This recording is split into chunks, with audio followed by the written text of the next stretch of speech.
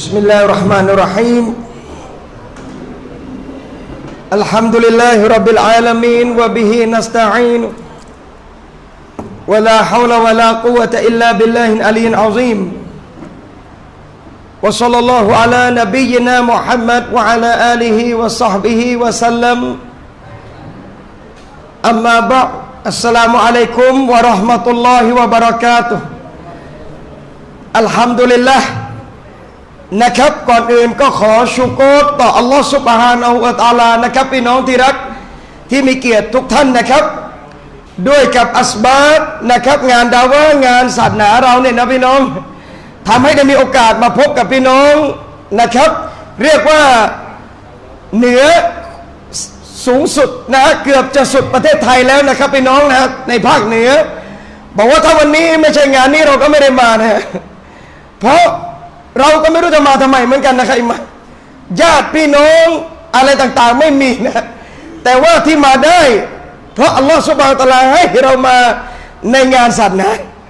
นะครับฉะนั้นญะซากุมุลลอฮุค็อยรอนอัลฮัมดุลิลละห์พี่น้องที่มาในค่ำคืนนี้นะครับหัวข้อที่ผมจะได้พูดคุยกับพี่น้องในค่ำคืนนี้เรื่องเกี่ยวกับการตักวาการยำเกรงอัลลอฮฺซุบฮานะฮูวะตะอาลาและก่อนที่จะบรรยายแน่นอนพี่น้องเหมือนเดิมนะครับอินนัมัลอามาลุบินเนียตแท้จริงอามันนะครับอยู่ที่การตั้งเจตนารมณ์ของเรานะครับอิมาพัดลมไม่ต้องก็ได้ครับผมพูดพัดลมแล้วนะเดี๋ยวซากันลอขอบคุณมากครับกลัวเหงื่อไม่ออกนะเดี๋ยวซากันลอใครรอนครับเดี๋ยวซากันลอใครรอนนะครับขอให้เรามีเจตนาพี่น้องฟังในการปฏิบัติและฟังในการดาวะบอกคนอื่นต่อไปนะครับอินชาอัลลอฮ์วันนี้พี่น้องเราจะคุยในเรื่องของหัวข้อตักวาหรือการยำเกรงอัลลอฮ์ซุบฮานะฮูวะตะอาลาอิสลามเราพี่น้องครับแตกต่างจากศาสนาอื่นตรงไหนอิสลามเรา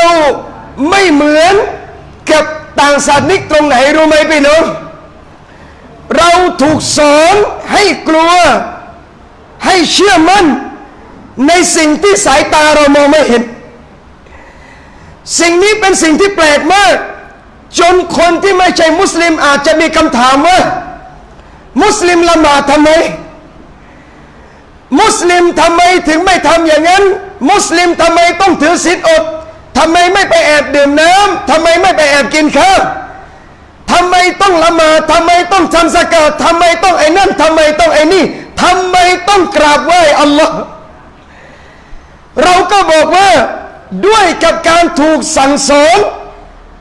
ให้เราเชื่อมั่นและกลัวในสิ่งที่เราไม่เห็นจุดนี้แหละครับพี่น้องหากตามหลักการอิสลามจริงๆเราจะเป็นคนดีทั่วโลกวันนี้ที่คนดีเกิดไม่ได้เพราะเรากลัวเฉพาะสิ่งที่เราเห็นเท่านั้นเด็กคนหนึ่งไม่ติดยาบ้าไม่ยอมสูบยาเพราะมีตำรวจเดินผ่านเด็กคนหนึ่งไม่ขโมยเงินเพราะพ่อแม่ยังนั่งอยู่ในบ้านคนหนึ่งจะไม่ขโมยและไม่ทำชั่วต่อเมื่อมีคนอยู่ในที่ที่เขาต้องการทำชั่วแต่เมื่อใดที่ไม่มีองค์ประกอบเหล่านี้เมื่อใดที่พ่อแม่ไม่อยู่บ้านเมื่อใดที่ไม่มีใครเห็นเขาในการทำชั่วแน่นอนเราก็จะทำในสิ่งที่เราอยากทำทันทีแต่เรามีอีหม่านและศรัทธาให้เชื่อมั่นแล้วมั่นใจแล้วกลัวในสิ่งที่เรามองไม่เห็นแต่เรามั่นใจว่าพระองค์เห็นเราตลอดเวลานั่นคือความตักวาและความยำเกรงพี่น้องคนจะดีไม่ได้ถ้าไม่กลัวอัลลอฮ์คนจะเปลี่ยนแปลงตัวเองขึ้นอัพเลเวลเป็นคนที่ดีขึ้นไม่ได้ถ้าเขาไม่รู้จักอัลลอฮ์ซุบฮานะฮูวะตะอาลา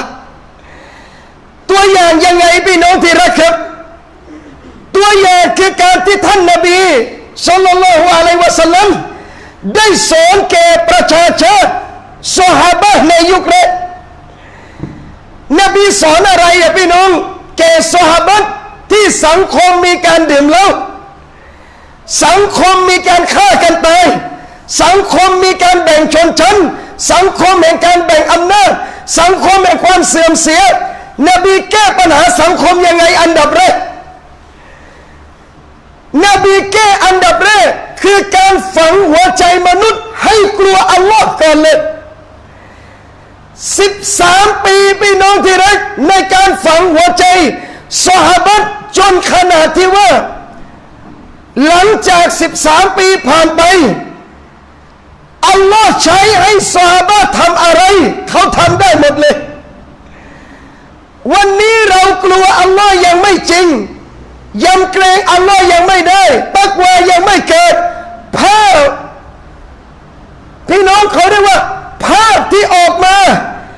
บ้านอยู่หน้ามัสยิดยังมาไม่ถึงมัสยิดเลยสักโอกาสทำดี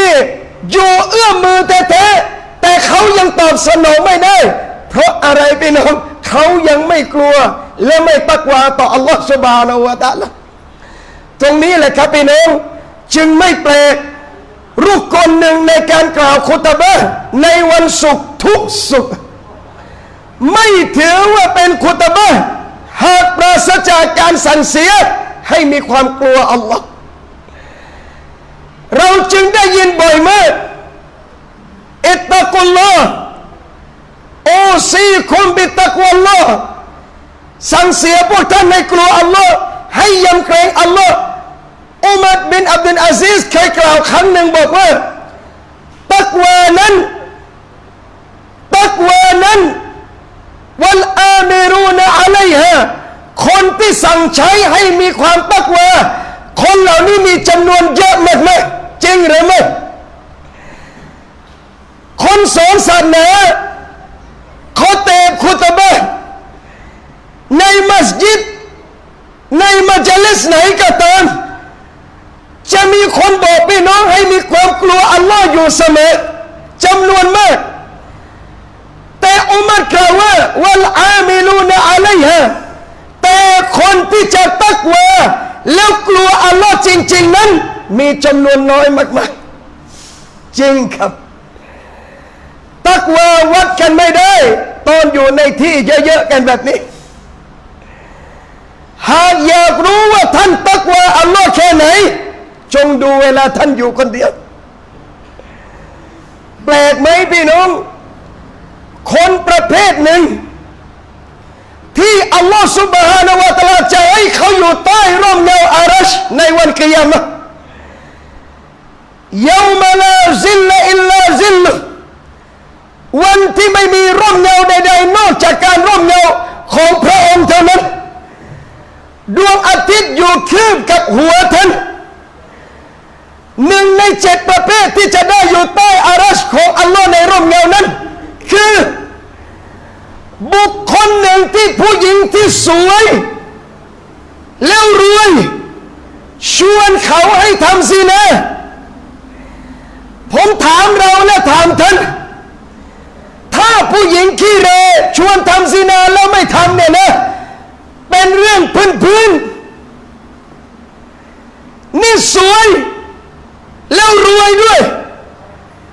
ชวนทำซินาเขาไม่ชวนกลางสี่แยกจริงหรือไม่ใครจะไปชวนกันกลางสี่แยกไปเนาะมาตรงนี้เลยบังไม่มีคนบ้านะทำอย่างนั้นซินาเขาทำแบบลับเขาชวนในที่ลับไม่มีใครเห็นผู้หญิงก็สวยถ้าได้ไปแล้วรวยก็รวยเขาชวนเราทำซินาแต่เขากล่าวว่าอัคอฟุลลอฮ์ฉันกลัวอัลลอฮ์พี่น้องฉันกลัวอัลลอฮ์ทั้งที่ไม่มีใครเห็นเขาแต่เขาบอกกลัวอัลลอฮ์นี่คือตักวานี่คืออีมานนี่คือความยำเกรงจึงไม่ต้องแปลกใจว่าคนแบบนี้อัลลอฮ์ให้อยู่ใต้ร่มเงาอารัชนี่คืออีมานพี่น้องอยู่ภาคเหนือเนี่ยนะครับอีมานพวกท่านอัลฮัมดุลิลละห์ถึงแม้ว่าเราจะอยู่ในพื้นที่บางครั้งสังคมส่วนใหญ่ไม่ใช่มุสลิม ไม่ว่าจะเป็นเรื่องการแต่งกายเรื่องสังคมเราออกไปข้างนอกเจอคนนุ่งขาสั้นเยอะกว่าคน3 จังหวัดบ้านผมอีกบ้านผมโอกาสจะดูนั้นหายากมากไหมแต่วันนี้พวกท่านอยู่ในสังคมที่เต็มด้วยสภาพเหล่านี้ถ้าท่านระงับสายตาได้นี่คือความตักวาในตัวท่านนี่คืออีมานในตัวท่านวันนี้ผมเลยบอกผมและตัวพี่น้องว่าตักวานั้นยำเกรงนั้นมันเป็นสิ่งที่เราต้องมุจาฮะดะห์เพื่อให้เกิดกับตัวเองมันจะไม่มาโดยอัตโนมัตินะครับพี่น้องตักวามันผูกพันกับคำว่าอีมานวันนี้ผมบอกว่าคนจะมีความตักวากลัวอัลลอฮ์เขาต้องพยายามฝึกให้เขามีความยำเกรงแล้วกลัวอัลลอฮ์แล้ววันนี้อะไรที่จะบอกว่าคนนี้ตักวาหรือไม่ตักวาเราไม่มีสิทธิ์ในการเช็คคนอื่นนะครับพี่น้องที่รักหน้าที่เราวันนี้ไม่ใช่เรื่องของเราในการตรวจสอบเรื่องของชาวบ้านวันนี้ปัญหาสังคมมุสลิมที่เกิดขึ้นเพราะเราพูดคำว่ามึงเยอะมากกว่าคำว่ากูเข้าใจไหมครับเราใช้คำว่ามึงเยอะแทนที่จะใช้คำว่ากูให้เยอะกว่าคนเหนือตกใจไหมผมใช้สำเนียงแบบนี้คนเหนือนี่จะซอบๆนุ่มๆอิหม่ามผมนะมาไอ้นี่ไม่รู้มาทะเลาะกับเมียมาหรือเปล่าที่บ้านบอกเปล่านะบางนะเป็นปกตินะผมก็กลัวว่าท่านจะตกใจแต่อินชาอัลลอฮ์น่าจะดูในเฟซมาเยอะแล้วมีวัคซีนมาบ้างแล้วนะครับเลยบอกว่าที่คำว่าพูดมึงเยอะแสดงว่าเราวุ่นกับเรื่องคนอื่นเยอะมึงเป็นอย่างนั้นไอ้นั่นเป็นอย่างนี้ไอ้นู่นเป็นอย่างนั้นลืมดูว่ากูเป็นยังไงลืมดูว่าตัวเองเป็นแบบไหนลืมเช็คว่าตัวเองเป็นใครสุดท้ายความตักวาไม่เกิดกับคนที่ชอบจับผิดคนความยำเกรงไม่เกิดกับคนที่มองแต่คนอื่นแต่ไม่มุฮาซาบะห์ตัวเองตักวาวันนี้นบีจึงสอนว่าอัตตักวาฮาฮุนะนบีเวลาบอกตักวาฮาฮุนะนบีชี้ไปที่หัวอกหัวใจท่านนั่นคืออะไรพี่น้องตักวายำเกรงกลัวอัลลอฮ์มันวัดไม่ได้แค่เพียงภายนอกพี่น้องที่รักวัดไม่ได้นะครับพี่น้องวัดยังไม่ได้แค่ซอฮิรภายนอกแต่นบีบอกในหะดีษว่าอัลลอฮ์ سبحانه และ تعالى นั้นยันซุรุอิลากุลูบิคุมวะอะมาลิคุมดูที่หัวใจและอามัลอัลลอฮ์ไม่ดูข้างนอกอัลลอฮ์ไม่ดูว่าท่านจะเป็นใครแต่อัลลอฮ์จะดูว่าท่านปฏิบัติอามัลอย่างไรต่างหากวันนี้ใส่เสื้อโต๊ะแต่ไม่มาละหมาดแสดงว่าสู้วัยรุ่นใส่ยีนและมามัสยิดไม่ได้วันนี้ไว้เขายาวไปน้องเกือบถึงท้องนะครับแต่สู้เราไม่ไปอีกคนหนึ่งเขาไม่ขึ้นด้วยซ้ำมาสู้เราตลอดแสดงว่าวัดซอฮิรไม่ได้อินนาลิลลาห์ไปน้องบางคนใส่สารบัญซื้อหวยซื้อลอตเตอรี่ด้วยซ้ำบางคนใส่ยีนพี่น้องแต่เด็กวัยรุ่นบางคนเราดูซอฮิรนะครับพี่น้องผมเคยเจอกับตัวครั้งหนึ่งพี่น้องที่รักจะบอกว่าอัลลอฮ์สอนให้เรารู้ว่าซอฮิรอย่าวัดคนว่าตักวาหรือไม่ตักวาแต่จงดูที่อามัลของเขาครั้งหนึ่งในชีวิตพี่น้องที่รักวันหนึ่งผมได้มีโอกาสไปกรุงเทพเดินสวนกับคนคนหนึ่งนะครับพี่น้องไม่คิดว่าเป็นมุสลิมด้วย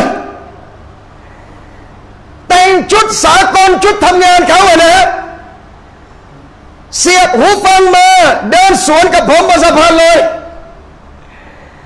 ไอเราก็ดูเนี่ยเราก็ไม่สลามอยู่แล้วนะครับเพราะว่าซอฮิรที่ดูนั้นไม่ใช่มุสลิมไม่เหมือนนะครับ ปรากฏว่าสวนพี่น้องที่รักแกนั่งดูเรานะยืนดูแบบนั้นเราก็หันไปเขาให้สลามเราอัสสลามุอะลัยกุมอ้าวมุสลิมวะอะลัยกุมุสสลามพี่น้องเดินสวนกับผมหูฟังที่เสียบผมเข้าใจว่าฟังเพลงนะแกบอกอาจารย์ที่บรรยายใน YouTube ใช่ไหมครับนี่ผมกำลังฟังท่านอยู่เลยอัลลอฮ์พี่น้องบอกนี่ผมกำลังฟังท่านอยู่เลยพี่น้องดูนะถ้าเวลาสวนกันและเรารีบในการตัดสินคนเราบอกว่าคนนี้ดูสิพี่น้องยกตัวอย่างลูกดูสิลูกเดินฟังเพลงเสียบหูฟังซาเบาเดินทั่วที่แท้ฟังบายานเลยบอกว่าโซเอสข้างนอกยังวัดไม่ได้ใครดีกว่าใครวันนี้เห็นคนคนหนึ่งไม่ใส่ผ้าคลุมเห็นคนคนหนึ่งใส่ขาเดฟเห็นผู้หญิงคนหนึ่งใส่กระโปรงสั้นเรายังวัดไม่ได้ว่าเขาจะเลวหรือจะดีกว่าเราทำไมอะพี่น้องเพราะมวยเขาดูยกสุดท้ายเขาไม่ดูยกแรกความตักวาหรืออีมานวันนี้เขาลดพรุ่งนี้อาจจะขึ้นเยอะกว่าเราก็ได้วันนี้เราอีมานพรุ่งนี้อาจจะลดก็ได้อิบนุกอยยิมจึงเตือนว่าเวลาเห็นคนทำมัสยิดเวลาเห็นคนไม่ละหมาดเวลาเห็นคนดื่มเหล้าเวลาเห็นคนไม่เอาศาสนามุสลิมที่ดีต้องมองแล้วคิดได้สองอย่างเท่านั้นหนึ่งขอบคุณอัลลอฮ์ที่เราไม่เป็นแบบนั้นอัลฮัมดุลิลละห์ที่ฉันไม่ดื่มเหล้าแบบนี้อันดับแรกสองจงมองเขาด้วยความสงสารหวังใจเขาเปลี่ยนแปลงไม่มีสายตาที่สามมองด้วยความเกลียดชังไม่มีนะครับพี่น้องมองด้วยการขอบคุณอัลลอฮ์ที่เราไม่เป็นแบบเขาสองมองด้วยความสงสารอยากให้เขาได้เปลี่ยนแปลงพี่น้องนี่คือมุมมองแบบอิสลามพี่น้องนี่คือความมุมมองนี่คือหัวใจแห่งความตักวาหัวใจแห่งความยำเกรงอุมัรบินค็อฏฏอบความอีหม่านและความกลัวอัลลอฮ์ของท่านไม่ใช่เฉพาะกับมุสลิมนะครับพี่น้อง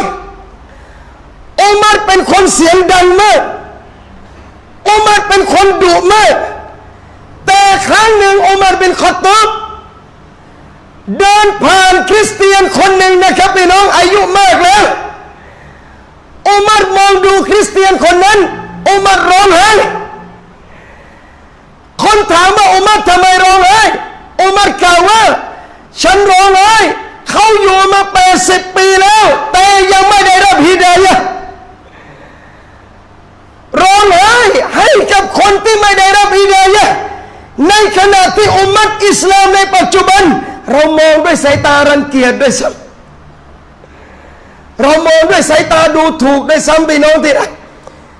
ดังนั้นพี่น้องครับตักวานี่แหละที่จะทำให้เราเป็นคนดีขึ้นยำเกรงอัลลอฮ์นี่แหละที่จะทำให้เราใกล้ชิดอัลลอฮ์มากยิ่งขึ้นตักวาคืออะไรความยำเกรงคืออะไร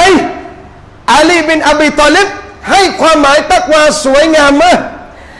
ท่านอาลีได้กล่าวว่าตักวานั้นหนึ่งอัลคอฟุมินัลญะลีลการกลัวอัลลอฮ์ซุบฮานะฮูวะตะอาลานี่คือกุญแจแรกในการตักวาเขาต้องกลัวอัลลอฮ์ทำไมอิสลามต้องสอนให้กลัวพี่น้องอัลลอฮ์เป็นอัลคอลิกอัลลอฮ์เป็นผู้สร้างอัลลอฮ์ไม่เหมือนกับมัคลุกทั่วไปอัลลอฮ์ไม่เหมือนกับสิ่งทั้งหมดพี่น้องที่รักวันนี้ถ้าเรากลัวมัคลุกเราจะยิ่งไม่อยากเข้าใกล้มัคลุกพี่น้องกลัวงูพี่น้องอยากหนีจากงูพี่น้องกลัวเสือพี่น้องอยากวิ่งหนีจากเสือแต่เมื่อใดที่ท่านกลัวอัลลอฮ์ท่านจะยิ่งรู้สึกอยากใกล้อัลลอฮ์แปลกไหมครับอัลลอฮ์นี่มาชาอัลลอฮ์อัลลอฮฺอักบัรยิ่งกลัวพระองค์ยิ่งอยากเข้าใกล้พระองค์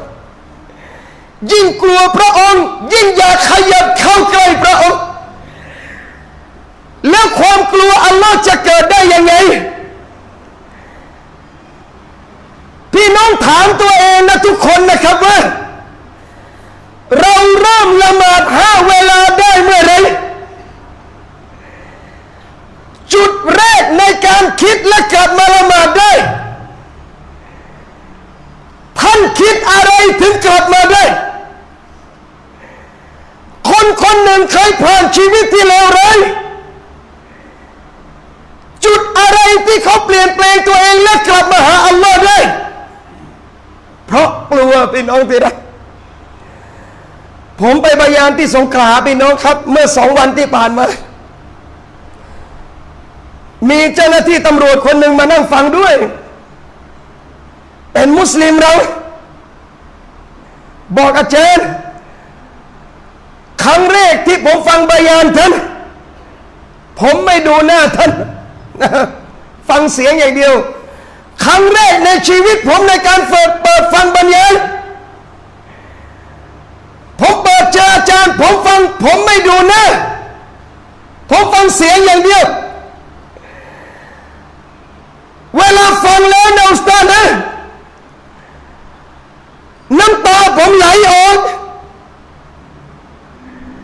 แล้วจังหวะผมคิดขึ้นมาทันทีว่าถ้ากูตายในสภาพที่ยังเป็นอยู่แบบนี้กูจะเจออัลลอฮ์ยังไงชีวิตที่ทรยศอัลลอฮ์ชีวิตที่อยู่ในการมัสยิดชีวิตที่อยู่ในการฝ่าฝืนละเมิดอัลลอฮ์ความคิดเดียวที่เขาแวบมาตอนนั้นถ้าตายในขณะที่ฉันไม่ละเมิดในขณะที่กูยังทรยศอัลลอฮ์แล้วกูจะตายเจออัลลอฮ์ในสภาพอย่างไรคิดแค่นี้เองพี่น้องเขายอมเปลี่ยนชีวิตทั้งชีวิตความคิดที่เกิดขึ้นคืออะไรจุดหัวใจที่อยากเปลี่ยนแปลงคืออะไรนี่คือความยำเกรงและตักวะพี่น้องเห็นพลังของการกลัวอัลลอฮ์หรือยังครับดีได้ต่อเมื่อท่านกลัวอัลลอฮ์ผมเลยบอกท่านบอกผมเตือนเสมอว่ากลัวอัลลอฮ์จะกลัวได้ต้องฟังเรื่องอัลลอฮ์ให้เยอะคุยเรื่องอัลลอฮ์ให้บ่อยแล้วท่านจะกลัวอัลลอฮ์ซอฮาบะห์นบีพี่น้องที่รักครับท่านอับดุลลอฮ์บินรอวาเวลาเจอที่พี่น้องมุสลิมที่เดินมาซอฮาบะห์ด้วยกันท่านจะกล่าวว่าอิจลิสมาอานะนุมินุบิลลาฮิซาอะนั่งกับเราก่อนสักแป๊บนะมาเพิ่มอีหม่านกันสักครู่หลายครั้งที่เราไปหลายที่ที่เราเยือนพี่น้องที่รักผมเตือนเสมอเวลาได้ไปงานบะยานงานอะไรต่างๆบอกว่าเราทำนะเวลาจัดบะยานนะสิ่งที่จะพูดกับคนนะสร้างคุยให้คนฟังกลับไปอามันให้คนฟังแล้วรู้สึกเปลี่ยนแปลงอย่าสร้างให้คนฟังแล้วเกิดการเป็นศัตรูกันนี่ไม่ใช่เรื่องศาสนาพี่น้องเพราะอะไรอะครับอีมานมันจะฟังแล้วมันจะขึ้นได้ตักวาจะมาได้ต่อเมื่อท่านฟังเรื่องอัลลอฮ์ให้มากอัลเข้าฟมินัลจลีนกลัวอัลลอฮ์วัลอามัลุบิมาฟิตตันซีนและปฏิบัติตามกุรอานและสุดท้ายในความหมายตักวาที่ท่านอาลีให้ไว้อัลอิสติอ์ดาดลิยามิรเราะฮีมสุดท้ายคือการเตรียมตัวในวันที่ท่านต้องเดินทางไกลพี่น้องเดินทางไปไหนครับเราต้องเดินกลับสู่อาคิเราะห์วันนี้พวกท่านคิดหรือยังพี่น้องว่าท่านเตรียมอะไรบ้างในวันที่ท่านจะกลับไปหาอัลลอฮ์พี่น้องเตรียมอะไรหรือยังในวันที่ท่านจะเดินและจะกลับไปพบอัลลอฮ์พี่น้องอยู่ดุนยาท่านอยู่ไปเลยกี่ปีก็แล้วแต่อาจารย์ของท่าน50 ปี70 ปีท่านอยู่ไปเลยแต่อัลลอฮ์เตือนว่า สักวันหนึ่งตุรจาอูนฟีฮิอิลลอฮ์พวกท่านทั้งหลายจะต้องกลับไปสู่อัลลอฮ์พี่น้องเคยคิดวันที่พี่น้องจะกลับหาอัลลอฮ์ไหมพี่น้องพี่น้องเคยคิดไหมว่าวินาทีที่ท่านอยู่ต่อหน้าอัลลอฮ์ท่านจะคุยและจะตอบอัลลอฮ์ยังไงอามันที่เราทำวันนี้พอเพียงหรือยังในการที่เราจะบอกอัลลอฮ์ในวันกิยามะห์ซอฮาบะห์ร้องไห้อุมัรบินค็อฏฏอบอบูบักรอัสซิดดีกอบูอุบัยดะห์บินญะเราะห์3 คนที่ผมเอ่ยชื่อเป็นชาวสวรรค์หมดเลยนะครับอบูอุบัยดะห์บอกว่าฉันอยากจะเป็นแพะตัวหนึ่ง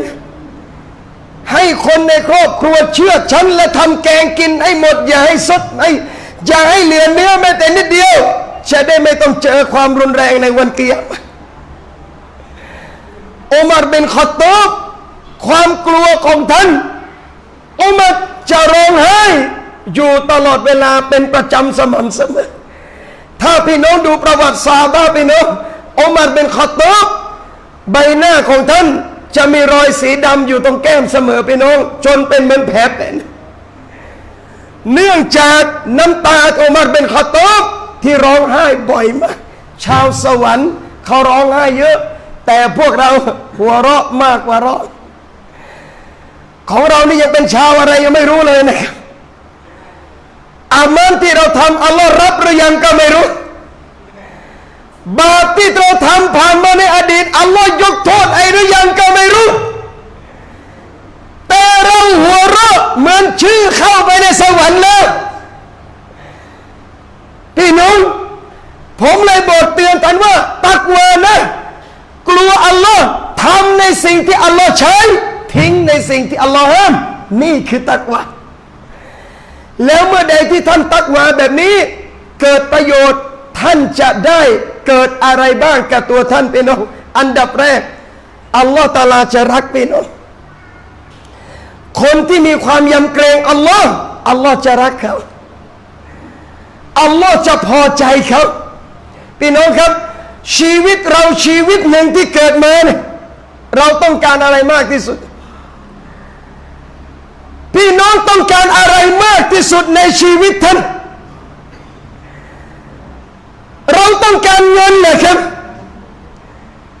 ถ้าหากวันนี้ต้องการเงินพี่น้องลองบอกผมสิว่ากี่ล้านที่ท่านจะรู้จักคำว่าพอคนมี80 ล้านอยากได้90 ล้านตอนเราจนเราบอกอัลลอฮ์ชีวิตกูถ้าได้สัก100,000ก็ไม่เอาอะไรแล้วโกหกลองได้100,000ที่พี่น้องแม่ถ้าขึ้นสัก150,000นะยาอัลลอฮ์พออัลลอฮ์ให้150,000อัลลอฮ์ถ้ามีสัก300,000มันไม่จบพี่น้องดุนยาดูง่ายๆโทรศัพท์มีหมดยุคไหมพี่น้องรุ่นนี้ออกมารุ่นนั้นออกมาอีกมีคนตามไหมครับมีที่จริงมักสุดเป้าหมายโทรศัพท์อย่างเดียวเองรับสายกับโทรออกเล่นเฟซได้ทุกรุ่นเล่นไลน์ก็ได้ทุกรุ่นแล้วทำไมเปลี่ยนนั่นแหละดุนยาเราไม่เคยพอผ่อนก็ยอมดุนยาตามมันตามไม่ทันนะครับพี่น้องตามไม่ทันเลยบอกว่าชีวิตเราเกิดมาต้องการแค่เงินเหรอไม่ใช่เงินไม่ใช่ตัวชี้วัดความสำเร็จต้องการผู้หญิงเหรอครับพี่น้องสวยแค่ไหนถึงจะพอเราบอกได้สวยขนาดนี้หรอเราถ้าได้เป็นเมียเราโอเคเลยอยู่ไปมา5-6 ปีแก่ลงพี่น้องเบื่ออีกแล้วหรือยังไม่แก่เจอคนอื่นสวยกว่าถ้าได้แบบนั้นไม่มีลิมิตคำว่าพอดุนยาชื่อเสียงอำนาจเกียรติยศเลยครับพี่น้องเกียรติยศตำแหน่งอะไรที่ท่านอยากได้แล้วพอลองบอกผมสิครับตอนไม่มีตำแหน่งอยากเป็นผู้ใหญ่พอได้เป็นผู้ใหญ่อยากขยับเป็นกำนันสมัครเริ่มเป็นสมาชิกเดี๋ยวเป็นอบตเลื่อยไปเรื่อยๆเลยตำแหน่งอะไรจะหยุดดุนยาหยุดไม่ได้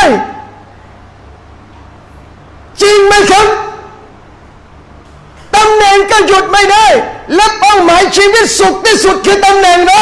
ไม่ใช่และต้องเป้าหมายชีวิตพี่น้องคืออะไรความพอใจจากอัลลอฮ์พี่น้องที่รักเมื่อใดที่เรามีความพอใจอัลลอฮ์พอใจเรานั่นคือจุดท่านสำเร็จแล้วอิบนุอุมัรกล่าวว่าถ้าหากฉันรู้ว่าอัลลอฮ์รับละหมาดฉันแค่สุญูดเดียวพอแล้วสำหรับอิบนุอุมัรไม่ใช่วักตูเดียวนะครับพี่น้องแค่สุญูดครั้งเดียวถ้าฉันรู้ว่าอัลลอฮ์รับชีวิตของฉันพอแล้วอัลฮัมดุลิลละห์วันนี้ผมเลยบอกว่าเราอยากได้ความให้อัลลอฮ์พอใจเราท่านต้องตักวาและยำเกรงอัลลอฮ์ให้มากทำในสิ่งที่อัลลอฮ์ใช้สิ่งที่อัลลอฮ์ใช้มันฝืนอารมณ์ความรู้สึกเรานะครับพี่น้องจริงๆมันสังเกตนะอะไรที่อัลลอฮ์ใช้เราอะนะเราไม่ค่อยอยากทำได้หรอกถ้ามันตรงอารมณ์จริงๆนะบางนะสู้เราแค่นี้ไม่พอหรอกครับบังต้องสร้าง2 ชั้นอาซานซูรีเที่ยงครึ่งถ้ากอมัดเที่ยง40มาเที่ยง40ไม่ได้เพราะซับแรกเต็มหมดแล้วนี่มาเที่ยง45ซับแรกยังว่างเลยพี่น้องทำไมอะครับคนไม่อยากมาเราขี้เกียจสิ่งที่อัลลอฮ์ใช้อะไรอะตรงนับสูพี่น้องหาแทบหาไม่เจอเลยไม่เจอเลยที่อัลลอฮ์ใช้แล้วตรงว่าเราอยากทำแต่ว่าหากเจ้าฝืนได้ฟาอินนัลจันนะตะฮิยัลมะวะสวรรค์เป็นที่อยู่สำหรับเจ้าพี่น้องเวลาเรามีเพื่อนที่ไม่ใช่มุสลิมนะครับแต่เราก็มีใช่ไหมเคยเห็นเวลาเขาสนุกกันไหมคืนนี้ที่ไหนเว้ยไปนาซาเข้าไปน้องนะครับเขากินเหล้าเขามีหญิงมาประกบมาโอบข้างขอโทษนะครับเราดูนะเพื่อนผมมีแต่ก่อนนะบางนะเราดูหน้าตาบุคลิกมันได้อะขอโทษนะบางนะปล่อยมาอัพในมาอัพนะปล่อยเอ้ยหน้าตามึงกับกูทวัดกันนะคนละเกณฑ์เลยนะคนละเกณฑ์เลยนะพี่น้องมุสลิมเรามาชาโลที่อยู่กับเรานะพี่น้องหน้าตาดีๆทั้งนั้นอันนี้หน้าตาไม่ดีเลยผู้หญิง2-3 คนพี่น้องอยู่ผมถามว่าขนาดหน้าตาไม่ดียังมี3-4 คนแบบนี้นะและหน้าตาดีอย่างคนอื่นที่เป็นมุสลิมถ้าเขาคิดจะทำแบบนี้5 คนสบายๆไปเนาะถ้าวัดเรื่องฐานนะไอ้นี่ระดับเขาถ้าพูดง่ายๆอันนี้ระดับ2 ล้านมุสลิมเป็นในห้างรวยกว่ามันไม่รู้กี่10 เท่าแต่ทำไมเขาไม่ทำถามว่าใจอยากทำไหมพี่น้องบอกผมสิครับว่าใครไม่ชอบผู้หญิงใครไม่ชอบดื่มเหล้าใครไม่ชอบสนุกใครไม่ชอบเสียงเพลงใครไม่ชอบการกินการดื่มการเอทเนตถ้าไม่ชอบสิ่งเหล่านี้จะมีในสวรรค์ได้ยังไงสตรีมีไหมในสวรรค์สวยกว่าดุนยาไม่รู้กี่พันเท่าสุรามีไหมในสวรรค์มีดีกว่าสุราดุนยาไม่รู้กี่ล้านเท่าแสดงว่าสิ่งที่อัลลอฮ์ห้ามเจ้าสิ่งที่อัลลอฮ์ไม่ให้เจ้าทำสิ่งเหล่านี้อัลลอฮ์เตรียมไว้ให้แล้วในสวรรค์ของอัลลอฮ์ถ้าเจ้าระงับอารมณ์ได้สู้กับนับสู้ได้มารดาตุลลอฮ์ความพอใจจากอัลลอฮ์มีแก่เจ้าแน่นอนบ่าวของอัลลอฮ์มุสลิมบอกตรงๆนะบังที่ห้ามพวกเราอย่างเดียวที่เราไม่ทำนะอีมานนะไม่มีอย่างอื่นเด็กวัยรุ่นคนหนึ่งเล่นยาไปน้องทำซินาไปเที่ยวสตรีนะอูซุบิลลาฮิมินซาลิกถามว่าเฮ้ยบาร์เดี๋ยวนี้เขาปิดตี 2นะสมมติมึงกล้าไปเที่ยวเชื่อไหมวัยรุ่นทุกรายมันไม่กลัวทางนั้นกฎเกิดอะไรทางนั้นปิดตี 2 มันไปต่อที่อื่นได้ เลยถามว่าแล้วทำไมวันนี้เราไม่ไปอย่างเดียวที่ผูกมัดและไม่ให้เราทำอีหม่านนะ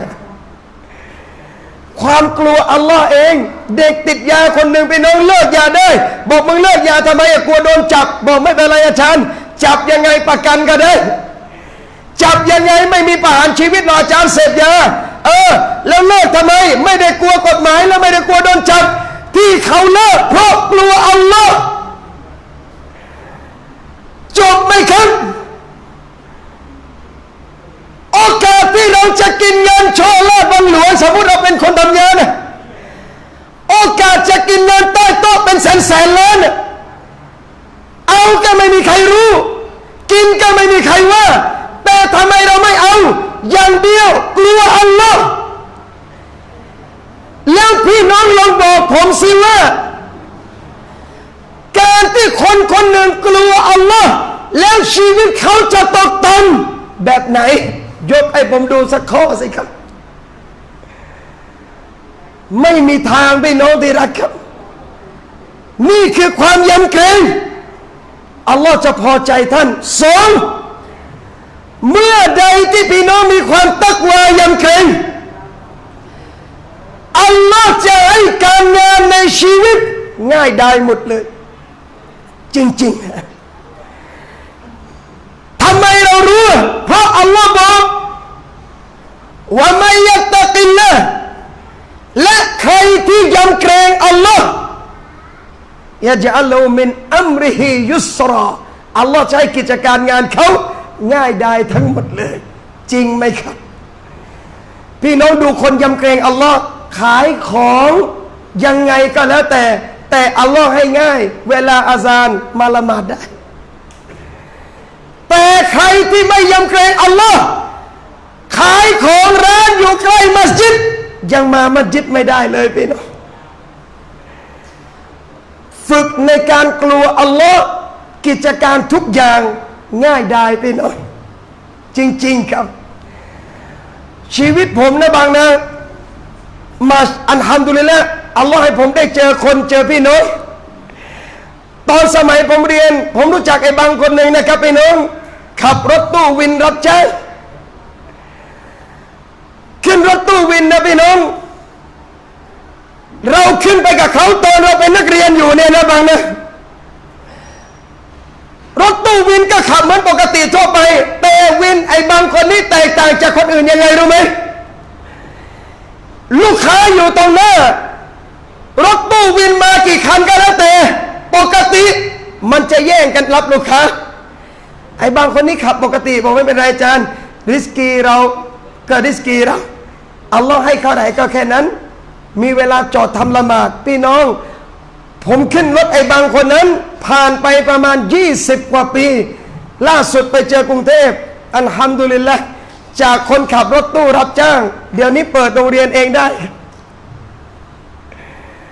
ทำไมอะครับพี่น้องก็บอกแล้วริสกีไม่ใช่เรื่องของเราเราพยายามทั้งหมดอัลลอฮ์คือผู้ให้จงอย่าทำให้ยากงานดุนยาไม่ยากไม่ต้องกลัวอดตายไม่ต้องกลัววุ่นวายแค่เจ้ากลัวอัลลอฮ์ทางสะดวกทุกทางพี่น้อง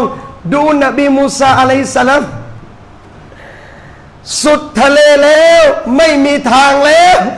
แต่ยำเกรงอัลลอฮ์ของอัมบิยะอินนามะยารับบีแท้จริงพระเจ้าของฉันอยู่กับฉันสุดท้ายเอาไม้เท้าฟาดทะเลแดงไปน้องเปิดเป็นทางไปได้ทางตันก็มีทางออกสำหรับคนที่มีความยำเกรงอัลลอฮ์พี่น้องลองบอกผมสิครับว่าเวลาท่านมั่นใจแล้วขอดุอาต่ออัลลอฮ์เรื่องอะไรบ้างที่อัลลอฮ์ไม่ช่วยท่านเรื่องอะไรบ้างที่อัลลอฮ์ไม่ให้ท่านง่ายได้ทุกอย่างขออย่างเดียวอยู่ในทางที่อัลลอฮ์ต้องการนะอย่าทรยศอัลลอฮ์นะแล้วงานต่างๆในดุนยาอัลลอฮ์เคลียร์ให้ง่ายเลยพี่น้องมุสลิมจึงไม่เดือดร้อนยางจะตกยางจะแพงไอ้นั่นจะขึ้นไอ้นี่จะลงเพราะอะไรเราอย่าเกณฑ์และมั่นใจว่า ริสกีของอัลลอฮ์ไม่ว่ารัฐบาลไหนจะบริหารผมก็เชื่อมั่นในอัลลอฮ์เสมอนะมันจะเป็นอะไรก็แล้วแต่มุสลิมจึงไม่ฆ่าตัวตายทำไมมึงฆ่าตัวตายเครียดไม่มีเงินจำไว้นะพี่น้องเขาเรียกอะไรคนไทยก็เรียกอุทาหรณ์แต่นี่ไม่ใช่อุทาหรณ์นี่เรื่องจริงที่บ้านผมสายบุรีนะครับพี่น้องปัตตานีนะ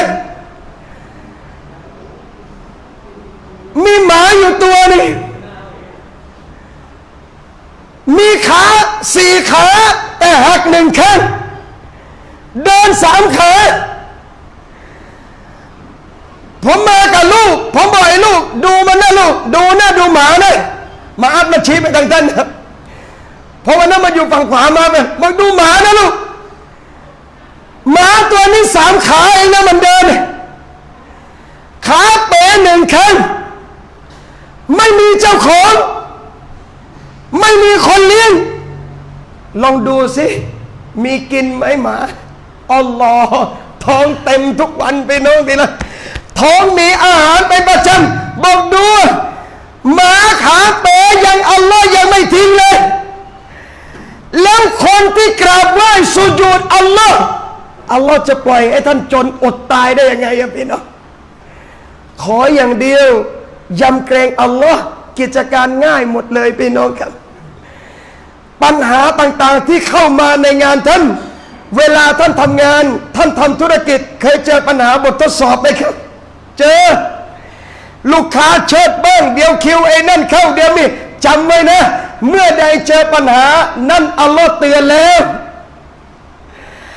อัลลอฮ์เตือนแล้วเตือนยังไงลองเช็คดูสิว่าตะก่อนที่ขายยังไม่ค่อยดี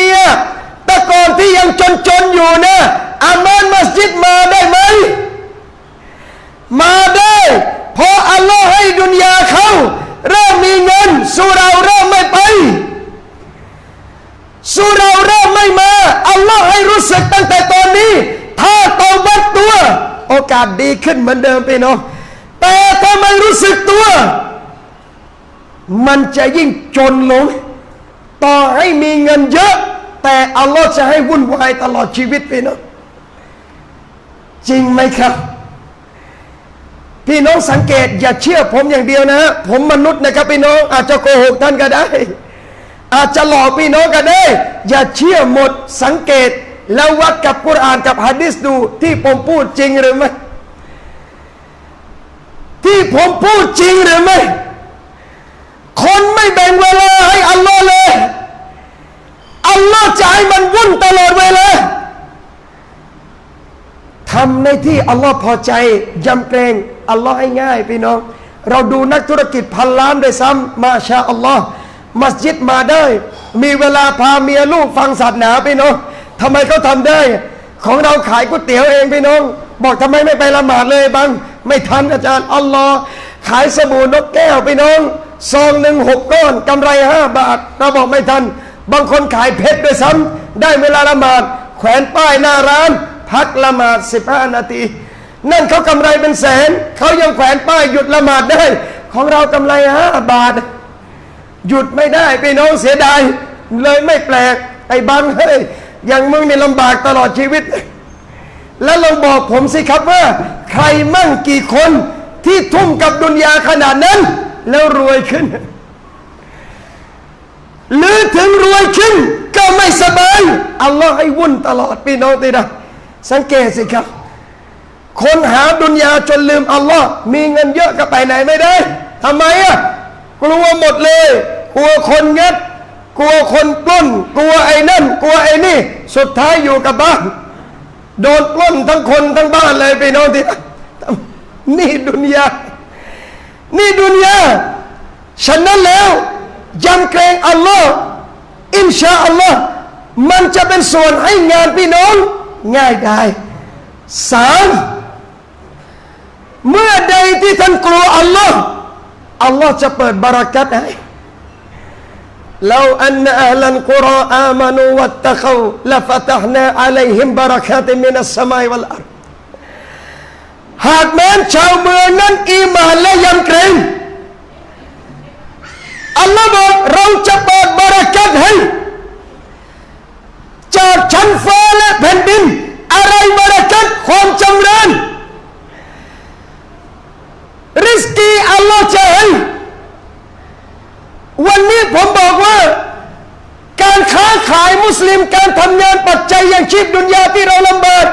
ลองเช็คตัวเองว่าเราอีมานและยำเกรงหรือยังอายะหนึ่งที่เราแปะตามร้านค้าว่ามันยัตตะกิลละยัจอัลลอฮุมัครจาเคยเห็นไหมครับใครที่ยำเกรงอัลลอฮ์อัลลอฮ์จะเปิดทางออกให้วะยัรซุกและจะให้ริสกีมินไฮซุลายะตะซิบโดยที่เขาไม่คิดคำนวณมาก่อนเราแปะร้านค้าเราแปะร้านอาหารพี่น้องแต่เวลาอาซานเราผัดข้าวเฉยเลยนี่ไม่ใช่อามานูไม่ใช่วัตตะเกาพี่น้องที่ไหนอามานูวัตตะเกาเมื่อเสียงอัลลอฮ์เสียงเรียกร้องสู่อัลลอฮ์ดังขึ้นถ้าไม่ติดอุซุรหนักจริงๆทุกอย่างต้องยุติสู่อัลลอฮ์ซุบฮานะฮูวะตะอาลาไปนะทำได้ไหมครับเพื่อนผมขายข้าวนะบางนะมันบอกแปลกว่าเฮ้ยช่วงมักริบคนอาซานลูกค้าไม่มาเต็มเลยช่วงนี้แล้วลูกค้าช่วงเวลาอื่นไม่เคยมานะบางนะจะมาตอนมักริบเป็นเวลาที่สั้นนะครับแล้วลูกค้ามาเยอะมันบอกผมบอกนะอัลลอฮ์ทดสอบมึงนะ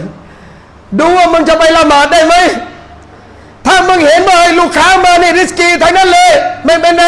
6 ครึ่งเข้าทุ่มกว่าหมดรับลูกค้าก่อนพลาดทั้งละหมาดจะมาพี่น้องพลาดทั้งละหมาดต้นเวลา3เห็นดุนยาสำคัญกว่าอาคิเราะห์ในบางเรื่องอันนี้กลัวแต่ถ้าเจ้ายุติได้เจ้าให้เวลาอัลลอฮ์ได้เชื่อไหมว่าอัลลอฮ์คืนให้ยิ่งกว่านั้นอีกพี่น้องอย่าเชื่อมั่นในสายตาท่านยำเกรงอัลลอฮ์เปิดบารักัตให้มากมายพี่น้องที่ได้ซอฮาบะห์นบีได้รับริสกีพื้นฐานจากความยำเกรงนะครับไม่ใช่จากการทำงานเป็นหลักงานต้องทำธรรมดาอยู่แล้วมนุษย์พี่น้องแต่ซอฮาบะห์อับดุลรอห์มานบินเอาฟด้วยกับความตักวาด้วยกับบารักัตดุอาที่นบีขอให้ท่านรู้สึกว่าถ้าฉันพลิกก้อนหินนี้ขึ้นฉันก็จะเจอทองคำอยู่ข้างใต้ก้อนหินทำมาค้าขึ้นรู้สึกบารักัตริสกีง่ายหมดเลยเพราะอย่างเดียวพี่น้องยำเกรงอัลลอฮ์กลัวอัลลอฮ์ทำตามที่อัลลอฮ์ใช้พี่น้องไม่อดไซดีนามิกดาดบินอัสวัดพี่น้องที่รักครับมิกดาดเป็นคนจนพี่น้องไม่มีทรัพย์ไม่มีอะไรเลยวันหนึ่งเข้าไปทำธุระพี่น้องเข้าไปปัสสาวะในถ้ำหนึ่งขณะที่นั่งปัสสาวะพี่น้องในฮายาตุสซอฮาบะห์อยู่ๆมีหนูนะพี่น้องตัวเบ้อเริ่มเลยเอาเหรียญหยิบออกมาจากรูแล้วมาตั้งหน้ามิกดาดเข้าไปเอาออกมาใหม่เข้าไปเอาออกมาใหม่มิกดาดถามนบีว่าได้ไหมมายังไงเอาได้ตราบใดที่เจ้าไม่ได้ล้วงเข้าไปในรูมันนะ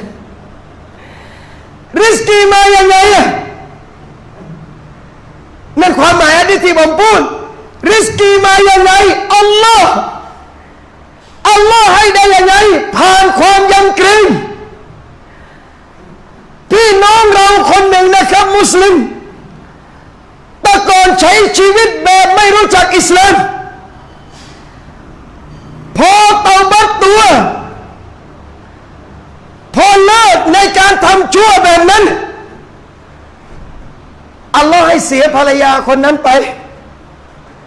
สุดท้ายพี่น้องที่รักเสีย1อัลลอฮ์ให้คืน2พี่น้องและไม่ใช่2ธรรมดานะครับได้ไม่ใช่มุสลิมทั้งคู่และสุดท้ายรับอิสลามพร้อมกันทั้งคู่ฟังเรื่องราวศาสนาอยู่ในเรื่องอามานเข้ามาได้ยังไงอย่างเดียวที่อัลลอฮ์ให้ริสกีเขาเพราะเขายำเกรงอัลลอฮ์เพราะเขาตักวาอัลลอฮ์วันนี้ผมเลยเตือนตัวผมและพี่น้องความตักวานะพี่น้องเป็นสาเหตุให้เราได้รับความบารักัตฝึกในการมีตักวาจงฝึกเสมอว่า เมื่อใดที่ฉันได้ยินเสียงเมื่อใดที่เอาง่ายๆเลยตอนนี้ไม่ต้องทำอย่างอื่นเอาเรื่องอาซานอันดับแรกเราพูดและเราต้องทำให้จริงเลยพี่น้องพื้นที่มุสลิมทั่วประเทศเมื่อใดเสียงอาซานดังขึ้นจงพยายามฝึกตัวเองยุติกิจการดุนยาตอนนั้นและเข้าสู่การละหมาดคนที่รักษาเวลาละหมาดเขาจะเป็นคนตรงเวลาพี่น้องอย่าให้ใครเขาพูดนัดกับแขกที่ไรต้องเผื่อเลทมันเกือบครึ่งชั่วโมงน่าละอายนะครับพี่น้องทั้งที่อัลลอฮ์สอนให้เราตรงต่อเวลาฝึกตอนนี้เลยพี่น้องในหมู่บ้านมุสลิมเราวันนี้เสียงอาซานมาเมื่อไรได้เวลาละหมาดเมื่อไรร้านค้ามุสลิมยุติการขายให้เวลาอัลลอฮ์15 นาทีพี่น้องอัลลอฮ์ขอเรา15 นาทีโดยประมาณพี่น้องอัลลอฮ์คืนให้ได้เป็น15 ล้านนะครับริสกีบทอัลลอฮ์จะให้ท่านคิดไม่ถึงหรอกครับพี่น้องมีอิหม่ามท่านหนึ่งนะครับพี่น้องอิหม่ามนะพื้นที่ที่ดินเขาแทบไม่มีความหมายเลยในสายตาคนนู่นอยู่ในลึกนู่นแต่บทอัลลอฮ์จะให้ริสกีขอโทษนะครับจากหน้ามัสยิดประตูรั้วเลยมาถึงผมได้กว้างไม่ถึง5 เมตรคนขอซื้อในราคา14 ล้านโดยประมาณอัลลอฮฺอักบัรจุดบอดแล้วนะครับพี่น้องไม่ประกาศขายด้วยแต่อัลลอฮ์ให้ริสกีมาถึงที่มายังไงอะพี่น้องหมู่บ้านตัดแล้วต้องซื้อทางอันนี้ไม่อย่างนั้นเข้าหมู่บ้านไม่ได้ขอซื้อเป็น10 ล้านดุนยาจึงเป็นเรื่องตลกไงพี่น้องอย่าไปจริงจังอะไรกับมันเยอะดุนยาเหมือนแมงวันอย่าไล่จับแมงวันเราไล่จับมันไม่ทันแต่ถ้าอยู่แบบไม่สนใจแมงวันไม่ไหวจะปัด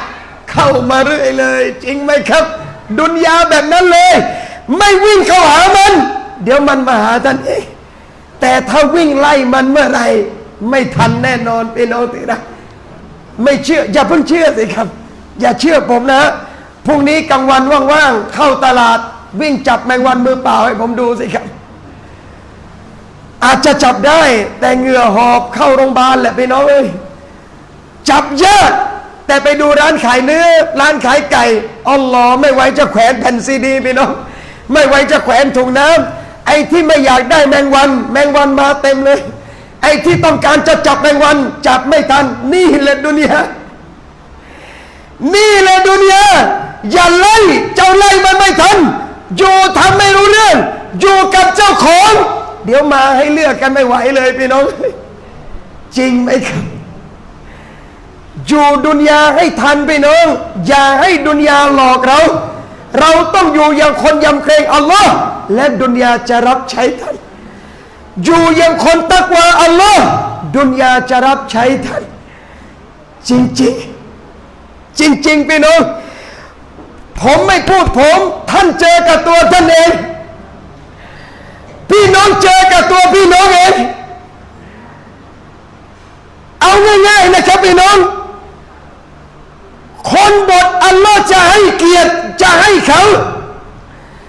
และอัลลอฮ์จะยกคนหนึ่งได้ด้วยกับศาสนาเท่านั้นไม่ใช่ยกเรื่องดุนยาสมัยก่อนพี่น้องอิหม่ามนะครับในอุลามะตะก่อนนะมีอุลามะท่านหนึ่งพี่น้อง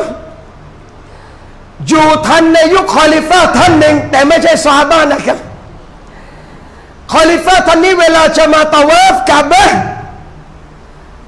พวกทหารก็จะมากั้นคนออกจากกะบะห์หมดกี่ร้อยกี่พันนายอย่าพี่น้องกั้นหมดเลยเพื่อให้คอลิฟะ ตาวาฟกูจุบหินดำได้อย่างสะดวก ถึงเวลาอุลามะท่านนี้จะมาตาวาฟคนที่กำลังประชาชนกำลังตาวาฟอยู่ตอนนั้นเปิดทางให้อุลามะท่านนี้ตาวาฟโดยไม่ต้องมีทหารมากั้นให้เลยคอลิฟะห์ต้องมีคนกั้นดันคนออกแต่อุลามะคนนี้มาคนเดินออกเองพี่น้องเปิดทางให้ท่านได้ตาวาฟอัลลอฮ์ยกเกียรติด้วยกับอามันอัลลอฮ์ยกเกียรติเขาด้วยกับอามันไม่ใช่เกียรติยศดุนยาพี่น้องที่รักเกิดเป็นคนอย่าแสวงหาเกียรติดุนยาเกียรติดุนยายศดุนยามีวันจบนะครับเราเป็นผอ.เราเป็นสารวัตรเราเป็นผู้กำกับมีเกษียณไหมครับบอกผมสิ60เกษียณแล้วตอนเราเป็นผู้กำกับตอนเราเป็นผอ.ตอนเราเป็นคนใหญ่คนโตพี่น้องเวลาจะไปไหนมีคนมารับเวลาไปโรงแรมมีคนเปิดห้อง VIP ให้เวลาจะกินคนเตรียมอาหารให้ลองเกษียณสิครับเดินผ่านหน้าออฟฟิศยามยังไม่ทักกันเลยยามยังไม่ทักเลยนี่ตำแหน่งดุนยาที่เจ้าต้องการแต่ตำแหน่งอีมานอาคิเราะห์บิลาลรอฎิยัลลอฮุอันฮุจากทาสแต่คนเอ่ยชื่อบิลาลจนวันกิยามะฮ์อัมมารบินยาซิรซอฮาบะห์จนแต่คนรู้จักอัมมารทั่วโลกอุมัรบินค็อฏฏอบจากคนเอกเรเกเรแต่วันนี้อุมัรชื่อถูกจารึกในสวรรค์ด้วยซ้ำอัลลอฮ์ยกเกียรติเนื่องจากอะไรอีมานศาสนาตักวายำเกรงพี่น้องที่รักฉะนั้นวันนี้เลยบอกเราว่าปรับปรุงตัวเองนะครับอินชาอัลลอฮ์เปลี่ยนแปลงตัวเองไม่มีใครหรอกที่จะดีทั้งหมด100%และก็ไม่มีใครที่จะเลว100%เช่นกันคนเลวคนไม่ดีอย่าท้อใจในการกลับตัวคนดีอย่าประมาทในการใช้ชีวิตเพราะดีหรือเลวอัลลอฮ์ไม่ดูตอนนี้แต่อัลลอฮ์จะดูตอนสุดท้ายขอโทษนะครับมีพี่น้องเราเป็นตุ๊ดคนหนึ่งนะไปทำหน้าอกอะไรเรียบร้อยพี่น้องเราเห็นแบบนี้นะอยู่แบบนี้นะเชื่อไหมว่ามาชาอัลลอฮ์สุดท้ายได้ตายที่มักกะฮ์พี่น้องไปอุมเราะห์ไปฮัจญ์กันแล้วแต่เสียชีวิตที่นั่นคนบางคนเป็นคนติดยาสุดท้ายได้เสียชีวิตในขณะทำงานศาสนาได้คนหนึ่งอยู่ในละหมาดอามันตลอดสุดท้ายไปตายที่แดนมัสยิดก็ได้นะอูซุบิลลาฮิมินซาลิกนี่อัลลอฮ์เตือนอะไรเราคนดีไม่มีหน้าที่ในการดูถูกคนยังไม่ดีคนที่ยังไม่ดีไม่ใช่หน้าที่ในการหมดกำลังใจในการอัพตัวเองเป็นคนดีเราจะดีหรือไม่ดีก็ตามพี่น้องถ้ายังหายใจได้แล้วยังเดินอยู่ได้และยังทำอะไรอยู่ได้จงอย่าท้อโอกาสมีพลิกตลอดพี่น้องที่รักยามุกัลลิบัลกุลูบซับบิตกัลบีอะลาดีนิกให้หัวใจเรามั่นกับศาสนาอัลลอฮ์ตลอดนะพี่น้องนี่คือจุดเดียวที่เราขอต่ออัลลอฮ์ซุบฮานะฮูวะตะอาลาฝึกความยำเกรงนะครับเตือนซึ่งกันและกันอย่ามองด้วยสายตาเกลียดชังอย่ามองด้วยสายตาไม่เป็นมิตรจงเป็นบ่าวของอัลลอฮ์อย่างพี่อย่างน้องกันหนึ่งในความตักวาอัลลอฮ์เขาพร้อมจะถ่อมตัวจะสยบเพื่ออัลลอฮ์ซุบฮานะฮูวะตะอาลาจริงๆนะครับพี่น้องนักเลงโตยังไงก็แล้วแต่เวลาไปฮัจญ์ดูสิครับเหมือนแมวเลยนะเหมือนแมวตัวหนึ่งเลยพี่น้องอยู่ที่บ้านมือปืนล้อมรอบเป็นเจ้าพ่อพอไปถึงนู่นผ้าเอราม2 ผืนเองนะเจออาหรับเอาตีนผ่านหัวมาอย่างนี้ยังไม่กล้าโกรธเลยเพราะอยากได้ฮัจญ์มาบรูรนะพี่น้องที่อยู่ที่นี่ดูแขกประธานเราดุอย่างอันดับหนึ่งนะพี่น้องเชื้อสายประธานก็มีปุชตุนดุยังไงอัฟกานิสถานพี่น้องดุยังกระเสือพอไปอยู่ที่นั่นลบหมดเลยนะจะเป็นนายกอบตจะเป็นผ่านโรงไป อยู่หน้ากาบะห์เข้าแถวซอฟเรียงกันหมดเลยดูไม่ออกใครเป็นใครใครเป็นใครดูไม่ออกอัลลอฮ์สอนให้เราถ่อมตัวนะชีวิตเจ้าสุดท้ายไปกับผ้าแค่นั้นเองมุสลิมจึงไม่ถือยศอำนาจไงพี่น้องนบีเป็นรอซูลยังทานข้าวกับคนจนๆได้ทานอาหารกับคนยากจนได้เราตำแหน่งดุนยากิ๊กก๊อกเองพี่น้องขอโทษนะเสือกทำตัวตีนเหยียบดินไม่ได้เป็นใครอะเรานบีดีกว่าเราตั้งเยอะนบีมุฮัมมัดถ้ายังไม่ถึงสวรรค์ประตูสวรรค์ไม่เปิดนะครับนบีเราถ้ารอซูลยังไม่ถึงประตูจะไม่เปิดแต่นบีอยู่ยังไงนบีตักวานบีใช้ชีวิตยังไงวันที่ฮุจเราะห์นบีถูกรื้อวันที่ตอนขยายมัสยิดนบวีออกไปอุลามะบางท่านก็ไม่อยากให้รื้ออยากจะเก็บบ้านนบีเอาไว้เพื่อคนรุ่นหลังจะมาดูว่านบีท่านใช้ชีวิตอย่างไรนบีหิววันนี้อิ่มพรุ่งนี้นบีไม่มีอะไรกินเป็นเดือนนบีหิวนบีลำบากนบีมีโอกาสที่จะใช้ชีวิตสบายแต่นบีไม่เลือก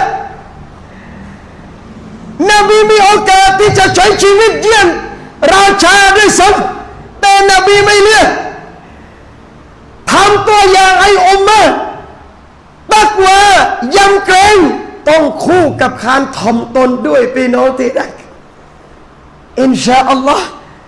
เราทุกท่านนะครับพี่น้องพยายามนะท่านนบีจะรอเราทุกคนพี่น้องที่บ่อน้ำของท่านขออย่างเดียวว่าตักวานะฟะอินนะค็อยรอแท้จริงเสบียงที่ดีที่สุดอัตตักวาที่จะนำพาเราสู่อาคิเราะห์ที่งดงามที่สุดคือความยำเกรงพี่น้องผมเตือนผมและเตือนพี่น้องจงยำเกรงอัลลอฮ์มองสายตาทุกคนด้วยความรักและความสงสารนะครับอินชาอัลลอฮ์